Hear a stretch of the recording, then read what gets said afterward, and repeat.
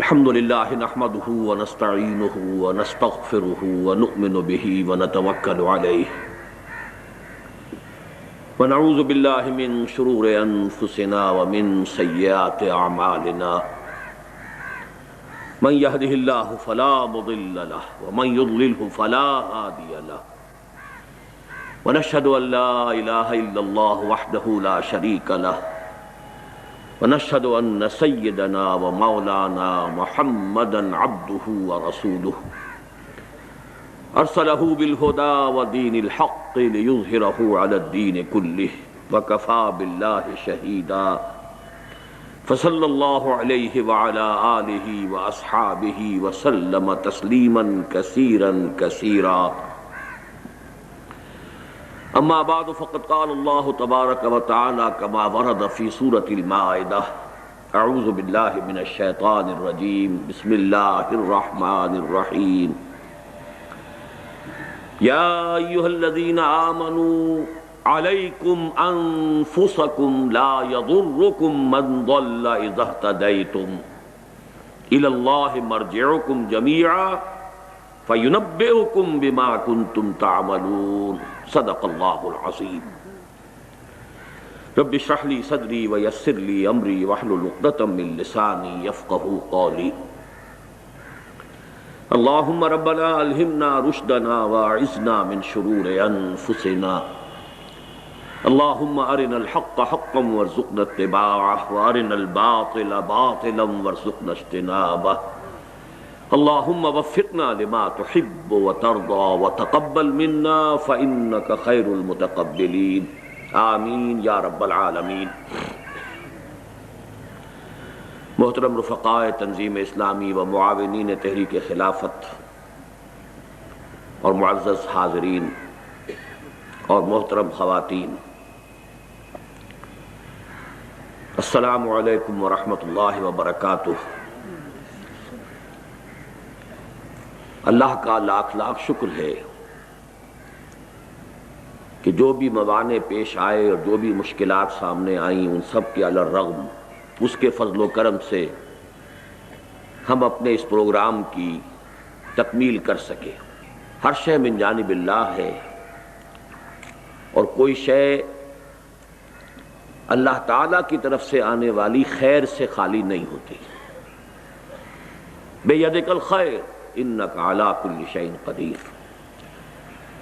ہمارا رد عمل مختلف ہو جاتا ہے ہماری شارٹ سائٹڈنس کی وجہ سے۔ عسیٰ ان تحبوا شیئا وہو شر لکم وعسیٰ ان تکرہوا شیئا وہو خیر لکم اللہ یعلم وانتم لا تعلمون۔ اب آج میں نے اگرچہ صرف ایک آیت اس وقت تلاوت کی ہے لیکن میرے پیش نظر دو آیات کے 4 مجموعے ہیں جو آپ کے سامنے ہدیتاً پیش کرنے ہیں، اور وہ اس لیے کہ حضور کا یہ فرمان سب کے علم میں ہے ان خیر الحدیث کتاب اللہ ان احسن الحدیث کتاب اللہ، تو کوئی ہدیہ اس سے بہتر ہو نہیں سکتا۔ پہلی آیت جو میں نے پڑھی ہے وہ سورہ مائدہ کی 105ویں آیت ہے، اور بڑی ضرورت میں محسوس کرتا ہوں کہ ہم میں سے ہر شخص کو اس آیت کے مفہوم اور معنی کو اچھی طرح حرز جان بنا لینا چاہیے۔ یا ایھا الذین آمنوا علیکم انفسکم لا یضرکم من ضل اذا اہتدیتم الی اللہ مرجعکم جمیعا فینبئکم بما کنتم تعملون۔ اور اسی کے ساتھ جوڑ لیجئے وہ مضمون جو کئی مرتبہ آیا ہے لا یکلف اللہ نفسا الا وسعہا۔ یہ پہلا تحفہ ہے آج کے اس اجتماع میں، لیکن ان کی اہمیت کیا ہے اس پر سب غور کیجئے۔ پہلی آیت کے بارے میں روایت ملتی ہے کہ حضرت ابوبکر صدیق رضی اللہ تعالی عنہ نے ایک مرتبہ خطبہ ارشاد فرمایا کہ مسلمانوں میں دیکھ رہا ہوں کہ تم اس آیت کا بالکل غلط مفہوم لے رہے ہو۔ اس سے گویا کہ ایک طرف یہ خیال ہوتا ہے یا شیطان کو وسوسہ اندازی کا موقع ملتا ہے کہ بس میں اپنی نجات کی فکر کروں، اپنی عبادت، اپنے فرائض، باقی یہ کہ زمانہ جدھر جا رہا ہے مجھے اس سے کوئی غرض نہیں، میری کوئی ذمہ داری نہیں.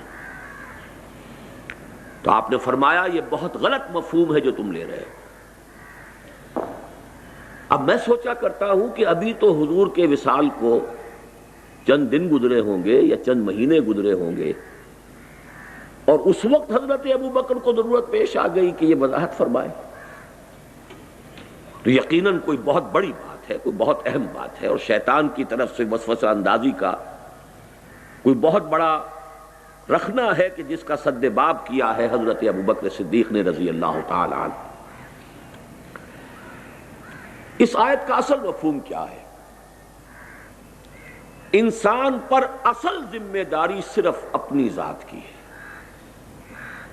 کسی دوسرے انسان کو ہدایت پر لے آنے کا اسے اختیار نہیں ہے. کسی انسان کو ہدایت پر لے آنا ان کا اختیار نہیں، کجا یہ کہ انقلاب برپا کر دینا، دین قائم کر دینا.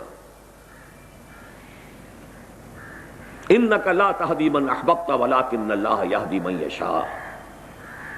نبی سے کہہ دیا گیا صلی اللہ علیہ وسلم آپ ہدایت نہیں دے سکتے جسے چاہیں، تو اللہ ہدایت دیتا ہے جس کو چاہتا ہے. تو اپنی ذمہ داری جو ہے وہ اپنی اصل ذمہ داری سے بڑھ کر نہ محسوس کریں. یہ کیوں نہیں ہو رہا، وہ کیوں نہیں مان رہا، لوگ کیوں نہیں سن رہے، اثر کیوں نہیں ہو رہا، نتیجہ کیوں نہیں نکل رہا، یہ تمام وسوسے در حقیقت اس آیت پر صحیح غور و فکر نہ کرنے کی وجہ سے پیدا ہوتے ہیں. البتہ جو مغالطہ ہے وہ کیا ہے کہ آدمی اپنی اجتماعی ذمہ داریوں سے اپنے آپ کو بری کر لے.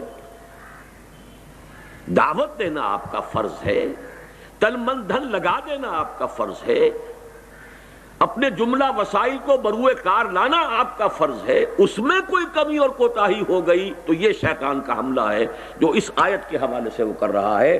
اور کس دور میں کر رہا ہے؟ دور صدیقی میں کر رہا ہے. یہ ہے دونوں پہلو کے جس کو ہمیں متوازن طریقے پر، میں نے بارہا اپنے دروس میں یہ لفظ استعمال کیے ہیں کہ ہمارے ہاں جو ایک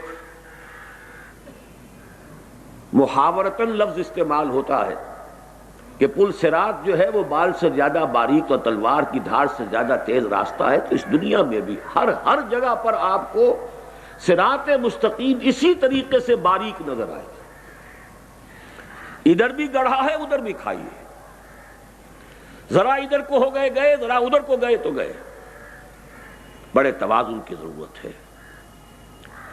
لیکن اس کے ساتھ ہی ذرا ایک آیت اور نوٹ کیجئے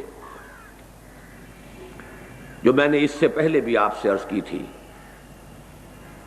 کسی درجے میں بھی یہ خیال نہ ہو کہ میں کوئی اللہ پر احسان کر رہا ہوں.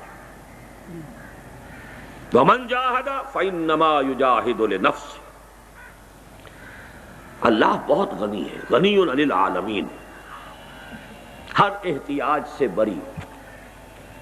آنے واحد میں دین کو قائم کر دے، آنے واحد میں ہر انسان کو ابو بکر صدیق بنا دے، اللہ کی قدرت سے بعید نہیں.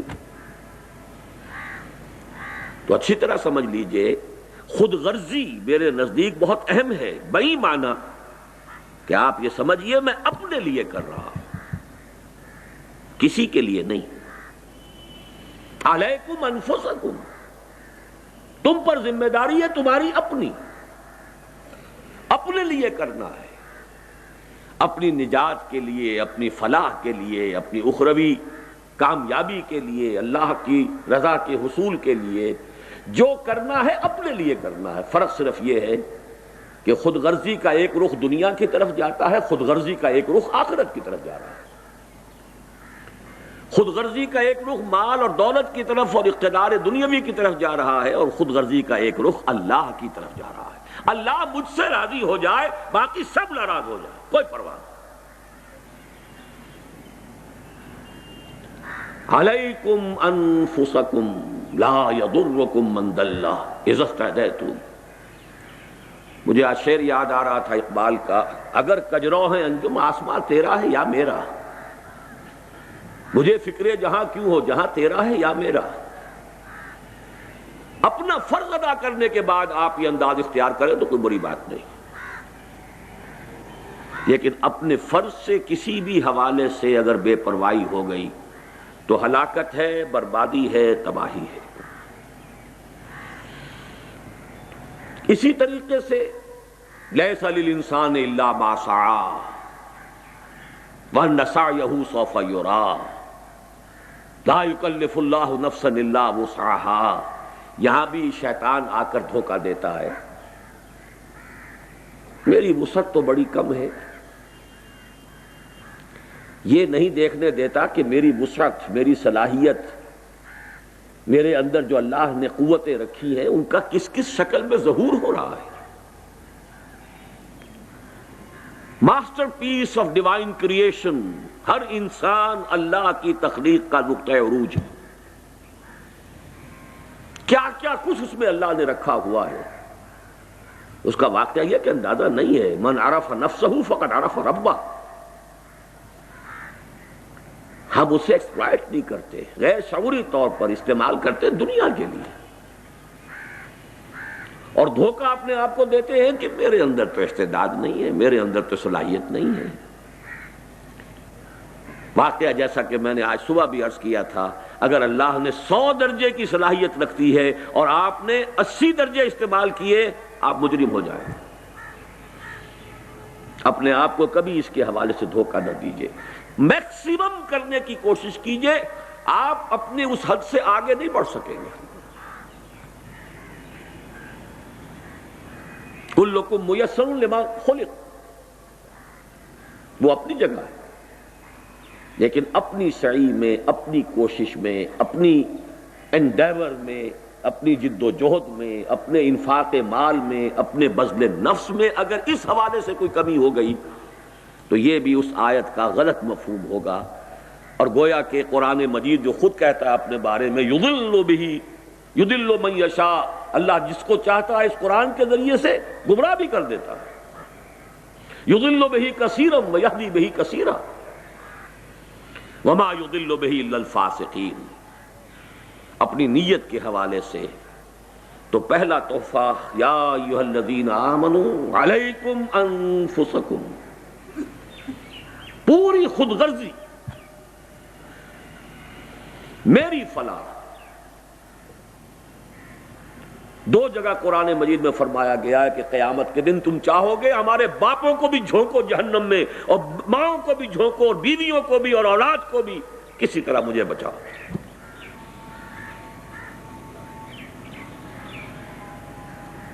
یود المجرم لا یفتدی من عذاب یومئذ ببنیہ وصاحبتہ واخیہ وفصیلتہ التی تؤویہ ومن فی الارض جمیعا ثم ینجیہ کلا انہا لظی نزاعۃ للشوی۔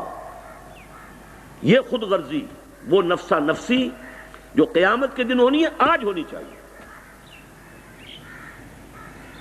پوری خود غرضی، پوری نفسا نفسی آج ہونی چاہیے۔ اب اسی کے حوالے سے 2 آیات کا جوڑا اور ہے۔ یا ایھا الذین آمنوا قوا انفسکم واہلیکم نارا وقودھا الناس والحجارہ علیہا ملائکۃ غلاظ شداد لا یعصون اللہ ما امرہم ویفعلون ما یؤمرون۔ یہ تو ہمارے منتخب نصاب کی آیت ہے، آپ میں سے اکثر کو ازبر ہوگی، لیکن اس کا جوڑا کیا ہے وہ بھی نوٹ کر لیجئے۔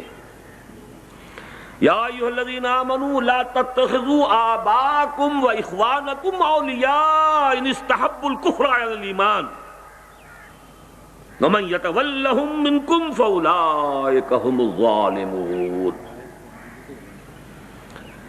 دیکھیے انسان کے دنیاوی رشتے جو ہیں، اہل میں اہل بیت سب سے پہلے، اولاد، باپ، بھائی، قریب ترین رشتے یہی ہے۔ پہلی ذمہ داری اپنی ذات کے بعد آپ پر ان کی ہے۔ یہ بہت غلط ٹرینڈ ہمارے ہاں چل پڑا ہے، بھاگ دوڑ، دور دراز کی دعوت اور تبلیغ، اور اپنے گھروں کی طرف دھیان نہیں. Something is wrong somewhere. اگر تو خلوص کے ساتھ ہے تو کیسے ممکن ہے کہ سب سے پہلے آپ ان کے لیے بھلائی نہ چاہیں گے؟ دو چار کی طرح کی بات ہے. ان سے زیادہ پیارا کون ہوگا؟ اگر ان کی فکر نہیں ہے تو جان لیجئے آپ اپنی شخصیت کے پروجیکشن کے لیے، آپ اپنے نام کو نمایاں کرنے کے لیے، آپ کسی ہوس اقتدار کے اندر مبتلا ہو کر رہے ہیں جو کچھ کر رہے ہیں.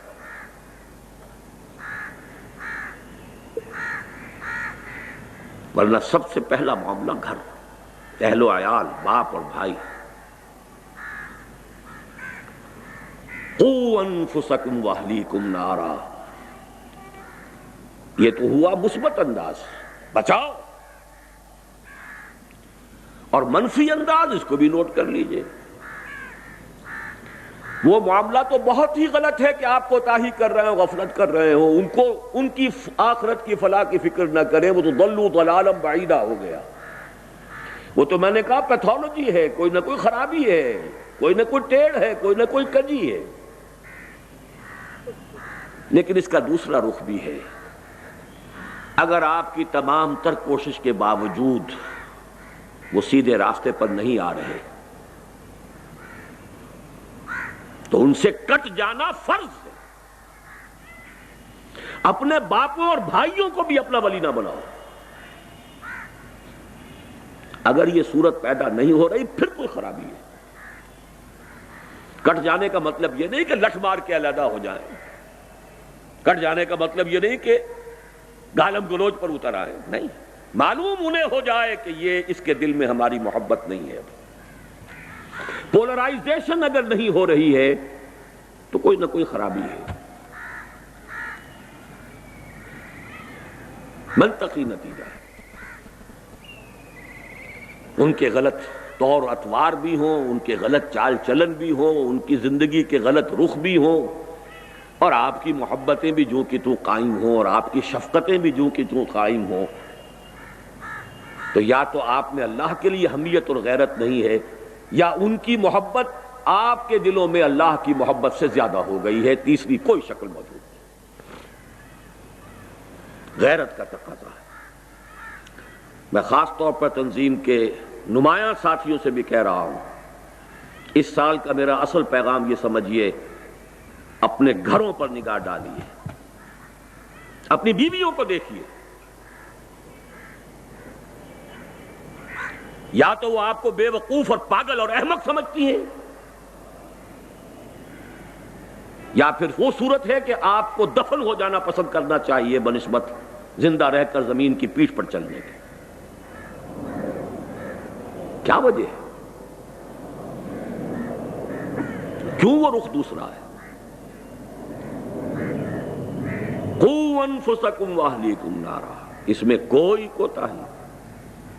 کہہ رہے ہیں پھر جو کچھ کر رہے ہیں وہ اس کو بھی چلتا جا رہا ہے. سٹیٹس کوو ہے. یہی بات تو کہی حضور نے کہ بنی اسرائیل میں سب سے پہلی خرابی یہی آئی ان کے علماء کے اندر، کہ وہ لوگوں کو غلط کاموں سے روکتے تو تھے لیکن ان کے ساتھ عقل و شرب جاری بھی رکھتے تھے. اسی طرح کی ان کی سوشل محافل ہیں، اسی طرح کے ان کے تعلقات ہیں، اسی طرح کی ان کی دعوتوں میں، ان کی تقریبات میں شرکت ہو رہی ہے. نتیجہ کیا ہوگا کہ رفتہ رفتہ آپ کے اپنے دل کے اوپر زنگ آ جائے گا.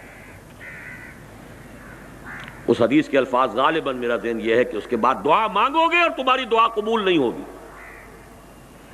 یہ بے غیرتی اور بے حمیتی نہیں ہونی چاہیے. تو میں ایک لفظ پولرائزیشن کے حوالے سے بات کرنا چاہتا ہوں.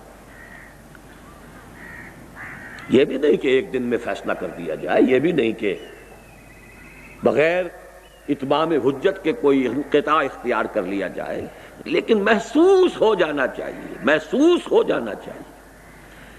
آگ میں اگر حرارت ہے تو محسوس ہو جائے گی، برف میں اگر ٹھنڈک ہے تو محسوس ہو جائے گی. اور اگر آگ کی حرارت محسوس نہ ہو اور برف کی ٹھنڈک محسوس نہ ہو تو وہ آگ کی صورت ہے، آگ نہیں. برف کی شکل ہے، برف نہیں. یا ایھا الذین آمنوا لا، اب یہاں پر ذرا سا جو مغالطہ شیطان دیتا ہے، صاحب کفر تو نہیں ہے، کفر کس بلا کو کہتے ہیں؟ وَمَن لَّمْ يَحْكُم بِمَا أَنزَلَ اللَّهُ فَأُولَٰئِكَ هُمُ الْكَافِرُونَ، ہے کہ نہیں؟ ٹھیک ہے، مسلمان کی حیثیت سے مسلمان کا حق ادا کیجئے، وہ تو مشرک اور کافر والدین کے بارے میں بھی کہا گیا، وَإِن جَاهَدَاكَ لِتُشْرِكَ بِي مَا لَيْسَ لَكَ بِهِ عِلْمٌ فَلَا تُطِعْهُمَا وَصَاحِبْهُمَا فِي الدُّنْيَا مَعْرُوفًا، وہ علیحدہ بات ہے بالکل، لیکن اس کو اچھی طریقے سے سمجھ لیجئے کہ جو کفر کا ساتھی ہے وہ اللہ کا دشمن ہے، جو کفر کی نوکری کر رہا ہے وہ اللہ کا دشمن ہے، جو کفر کی چاکری کر رہا ہے وہ اللہ کا دشمن ہے۔ اگر نظام کفر کی چاکری اور نوکری اور اس کی خدمت اسی احساس کے ساتھ ہو رہی ہو کہ جیسے ایک مزدر کے لیے خنزیر کھانا جائز ہے، تب تو صحیح ہے، اور اگر اس کو حلالا طیبا ہنیئا مریئا، اپنی ساری توانائیاں بیچ دیں، اپنی ساری جوانی گلا دی، پوری زندگی، وہ 5 سوال جن کے بارے میں فرمایا گیا لن تزول قدم ابن آدم حتی یسأل عن 5 عن عمرہ فیما افناہ وعن شبابہ فیما ابلاہ، جوانی گلا دی چاکری میں۔ میں ایک واقعہ آپ کو سنا دیتا ہوں، میرے بزرگ بھی تھے اگرچہ مجھ سے انہوں نے بیعت کی تھی، بلکہ سب سے پہلے وہی شخص تھے جنہوں نے ہاتھ کھینچ کر زبردستی مجھ سے بیعت کی تھی، حاجی عبدالواحد صاحب مرحوم و مغفور۔ ایک خاص زمانہ تھا، 1930 میں انہوں نے ایم اے انگلش کیا تھا۔ اس زمانے میں تحریک خلافت بھی ابھی ختم ہوئی تھی، ہجرت بھی کی تحریک تھی، وہ جوش و خروش تھا، ان کے اندر بھی جذبہ پیدا ہوا کہ دین کی کوئی خدمت کریں۔ پہلے وہ حج کے لیے گئے اور وہاں جا کر انہوں نے اپنے قیام کو 1 سال کے لیے طول دے دیا۔ مولانا عبید اللہ سندھی رحمۃ اللہ علیہ وہ وہاں پر مقیم تھے، ان کی صحبت سے فیضیاب ہونے کے لیے 1 سال گئے، اگلے سال کا حج کر کے واپس آئے۔ انہوں نے مجھے واقعہ سنایا، مولانا عبید اللہ سندھی انقلابی مزاج کے آدمی، آگ بھری ہوئی ان میں۔ اب وہ کہہ رہے تھے کہ چھوڑو اس نوکری کو، اس چاکری کو جو تم کر رہے ہو۔ کوئٹے کا ایک بہت اعلیٰ درجے کا ہائی اسکول تھا جس کے کہ وہ اس وقت ہیڈ ماسٹر تھے، اور ڈائریکٹری وغیرہ کے لیے پروموشن ہونے والی تھی۔ انہوں نے کہا کہ حضرت یہ تو بات صحیح ہے، یہ بھی ہے وہ بھی ہے، لیکن دیکھیے جمعرات کی روٹیاں تو ہم سے نہیں کھائی جاتی، یعنی آخر معاش کے لیے کچھ کریں گے، یہ تو نہیں ہم کر سکتے۔ تو پہلا رد عمل تو ان کا یہ تھا، ہاں بھائی واقعی آپ کی بات صحیح ہے، بہت صحیح کہہ رہے ہیں آپ، جمعرات کی روٹیاں کھا کر کیسے آدمی کام کرے۔ اور پھر کہتے تھے وہ کہ ایسا جلال آیا ہے ان کے چہرے کے اوپر، تمہیں شرم نہیں آتی؟ انگریز کی حکومت کی چاکری کر کے کھانا یہ تمہیں بڑا حلال و طیب نظر آتا ہے، اور مسلمان اپنا پیٹ کاٹ کر تمہیں روٹی دے تو وہ تمہیں حرام نظر آتا ہے۔ تقابل تو کرو، انگریزی پڑھا رہے ہیں، تنخواہ لے رہے ہیں، انگریزوں کے لیے کلرک پیدا کر رہے ہیں، ان کی گاڑی کے اندر گھوڑوں کی طرح جت کر، اور اس سے تنخواہیں لینا باعزت روزی ہے۔ اور اگر مسلمان اپنا پیٹ کاٹ کر تمہاری کوئی خدمت کریں تو وہ بڑی تمہاری عزت نفس کے لیے بڑا چیلنج ہے، بڑی فرق تو صرف سوچ کا ہے، حقیقت منکشف نہ ہو تو بات اور ہے، ورنہ کتنی سامنے کی بات ہے۔ یا ایھا الذین آمنوا قوا انفسکم واہلیکم نارا وقودھا الناس والحجارہ یا ایھا الذین آمنوا لا تتخذوا آباءکم واخوانکم اولیاء ان استحبوا الکفر علی الایمان۔ کفر کو کفر اصطلاحی نہ سمجھیے، نظام کفر کے ساتھ ہم آہنگی کفر ہے، باغیوں کے ساتھ روابط اور مراسم بغاوت ہے، یہ سب اللہ کے خلاف بغاوت ہے دنیا میں۔ آپ اس کی چاکری کر رہے ہیں، اس کی نوکری کر رہے ہیں، آسائشوں کے لیے، آرام کے لیے، عیش کے لیے۔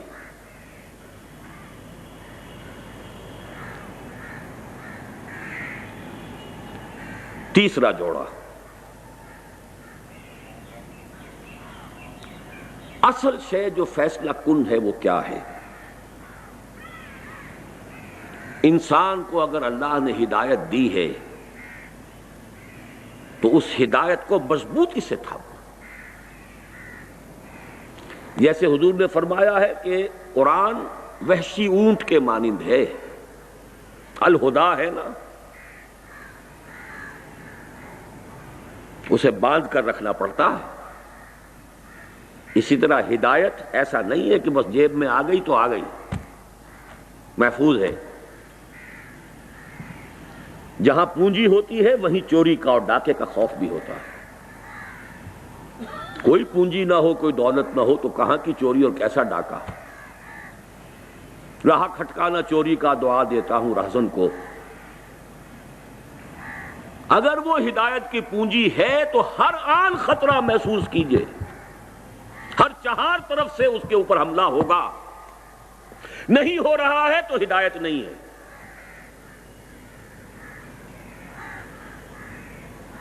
آپ کے والدین آپ پر حملہ کریں گے اور بڑے میٹھے میٹھے الفاظ میں کریں گے۔ آپ کے گھر والے، انما اموالکم واولادکم فتنہ یا ایھا الذین آمنوا ان من ازواجکم واولادکم عدوا لکم فاحذروہ۔ آپ کے دوست، آپ کے احباب بڑی خیر خواہی سے، بڑی خلوص سے آپ کو وہاں سے ہٹانے کی کوشش کریں گے۔ لہذا اس وحشی اونٹ کو باندھے رکھنے کے لیے مسلسل ویجیلنس، مسلسل احتیاط، مسلسل اس کے لیے اہتمام کی ضرورت ہے۔ ایسا نہ ہو کہ ہدایت آ کر ہاتھ سے چلی جائے۔ من کفر باللہ من بعد ایمانہ الا من اکرہ وقلبہ مطمئن بالایمان ولکن من شرح بالکفر صدرا فعلیہم غضب من اللہ ولہم عذاب علیم ذالک بانہم استحبوا الحیاۃ الدنیا علی الآخرہ وان اللہ لا یہدی القوم الظالمین۔ فیصلہ کن بات کیا ہوگی؟ حیات دنیاوی کو پسند کیا ہے یا اخروی کو؟ ہم میں سے اکثر کو دونوں پسند ہیں، اور اس دعا کا بھی بڑا مفہوم غلط سمجھا ہے لوگوں نے، ربنا آتنا فی الدنیا حسنہ وفی الآخرہ حسنہ۔ دنیا کا کوئی حسنہ بغیر ہدایت حسنہ ہے ہی نہیں۔ نہ دولت نیکی ہے، بھلائی ہے، خیر ہے، نعمت ہے، نہ اولاد، نہ صحت، کوئی شے بھی نعمت نہیں ہے، حسنہ میں نہیں ہے جب تک کہ اس کے ساتھ ہدایت موجود نہ ہو۔ ہدایت نہیں ہے اور دولت ہے، عیاشی کرو گے، بدماشیاں کرو گے، اللہ تللو میں اڑاؤ گے، اخوان الشیاطین میں سے بن جاؤ گے۔ وہ نعمت ہوئی یا زحمت ہوئی؟ ہدایت نہیں ہے، صحت بڑی ہے، روبسٹ ہیلتھ، کدھر خرچ ہوگی وہ؟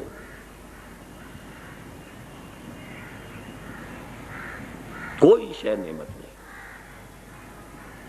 ربنا آتنا فی الدنیا حسنہ، ہاں اللہ ہدایت کے ساتھ جو بھی حسنات ہیں ہمیں عطا فرما، لیکن بغیر ہدایت کوئی شے حسنہ نہیں ہے۔ اصل فیصلہ کن بات یہ ہے کہ آخرت کے طالب ہو یا دنیا کی، اگر اس میں فیصلہ نہیں کیا ہوا ہے، واضح فیصلہ، شعوری فیصلہ، تو قدم قدم پر واپسی کا، پسپائی کا، ارتداد کا اندیشہ ہے۔ ارتداد معنوی، ارتداد کسے کہتے ہیں؟ لوٹ جانا، پسپائی اختیار کرنا۔ ایک قانونی ارتداد ہے کہ اسلام سے کفر کی طرف چلا جائے، اور ایک یہ معنوی اور باطنی ارتداد ہے کہ ہدایت سے، راستے سے پیچھے ہٹنا شروع کر دے۔ ذالک بانہم آمنوا ثم کفروا ثم آمنوا ثم کفروا ثم ازدادوا کفرا. اور یہی بات آئی ہے فاما من طغى وآثر الحیات الدنیا فإن الجحیم ہی المأوی. جو سرکشی کی روش اختیار کرے گا اور حیات دنیاوی کو ترجیح دے گا، بس فیصلہ کن بات یہ ہے ترجیح کس کی ہے. آپ کی ویلیوز معین ہو جانی چاہیے. دنیا بری نہیں ہے لیکن آخرت کی کاسٹ پر نہیں. آخرت کے ساتھ سوکھی روٹی مل جائے بہت بڑی نعمت، اچھا کھانے کو دے دے اللہ. قل من حرم زینت اللہ التی اخرج لعبادہ والطیبات من الرزق. کوئی بری بات نہیں، رہبانیت نہیں ہے اسلام میں، لیکن اپنے فرائض کو ادا کر اپنی ذمہ داریوں سے عہدہ برا ہونے کے بعد اب اگر کر سکتے ہو کرو. یہاں مجھے وہ حدیث یاد آ رہی ہے کہ حضور نے فرمایا وہ جو 7 انسان ہیں کہ جن پر اللہ تعالی خاص جن پر سایہ فرمائے گا، عرش کے سائے میں جگہ دے گا. وَرَجُلٌ قَلْبُهُ مُعَلَّقٌ بِالْمَسَاجِدِ. وہ انسان کہ جس کا دل اٹکا رہتا ہے مسجد ہی میں، آتا ہے دھندے کے لیے، کاروبار کے لیے، لیکن معلوم ہوتا ہے کہ میں یہاں کی شے نہیں ہوں، مجبوری ہے. اور اس کو بھی سمجھ لیجئے کہ یہ کس دور کی بات ہے جبکہ اللہ کا دین قائم ہو چکا ہو. اب نیکی کا سب سے بڑا مظہر مسجد کے ساتھ معلق ہو جانا ہے. اگر اللہ کا دین قائم نہیں ہے تو اب ایمان کا سب سے بڑا مظہر اس جد و جہد، اس جہاد کے ساتھ معلق ہو جانا ہے. جو وقت اور جو لمحہ بھی اس کے سوا صرف ہو رہا ہے وہ گویا مجبوراً ہو، بالمکرہ بالاکراہ. کیا کریں، مجبوری. اس سے زائد اگر allocation of time, allocation of energies, اگر اس میں یہ نسبت و تناسب الٹی ہو گئی تو فلاح اور فوز ہاتھ سے پھسل جائیں گے. یہ ہدایت ہر وقت گویا کہ پھسلنے والی شے ہے، اس کو تھام کر رکھنا آسان کام نہیں. چوتھا اور آخری جوڑا، اور اس کے ساتھ میری زندگی کا ایک اہم واقعہ وابستہ ہے. 1951 کی بات ہے، اسلامی جمعیت طلبہ کا سالانہ اجتماع تھا. میں لاہور کا ناظم منتخب کیا گیا تھا اسی سال. سالانہ اجتماع کے موقع پر خرم جاہ مراد صاحب جو اب جماعت اسلامی کے نمایاں لوگوں میں سے ہیں، نائب امراء میں سے ہیں، وہ ہمارے ساتھی تھے جمعیت میں. میں نے تو کبھی یہ ذوق و شوق پالا نہیں، یہ آٹوگراف بک کبھی میرے پاس رہی نہیں. بہرحال انہوں نے اپنی آٹوگراف بک میرے سامنے رکھی، اس پہ کچھ لکھ دیجئے. 1951 کی بات ہے، آج سے 45 برس کی. اللہ کا شکر ادا کرتے ہوئے کہتا ہوں جو میں نے لکھا تھا وہ میرے لوح قلب پر آج تک لکھا ہوا ہے، اور بہت طویل عرصے تک بعد میں بھی وہ ذکر کرتے رہے، اور نہ معلوم کتنے لوگوں کو انہوں نے میرا وہ آٹوگراف دکھایا. میں نے اس وقت لکھا تھا کہ کبھی کبھی میرا دل ان لوگوں کے تصور سے کانپ اٹھتا ہے جو کبھی تحریک اسلامی کے اولین صفوں میں تھے اور پھر اسی نسبت سے اس سے دور چلے گئے.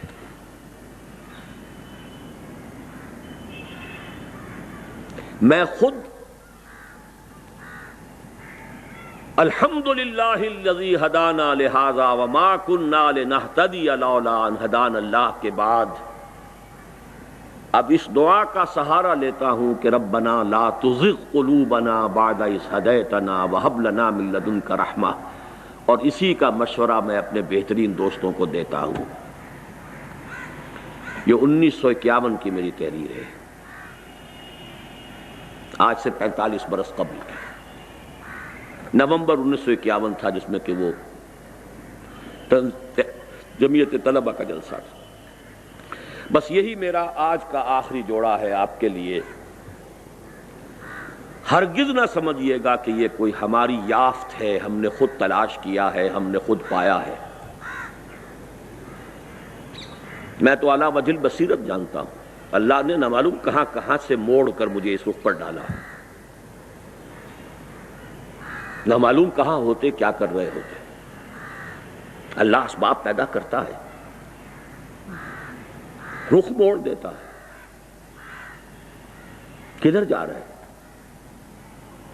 یا ابراہیم لہذا خلقت ام لہذا امرت۔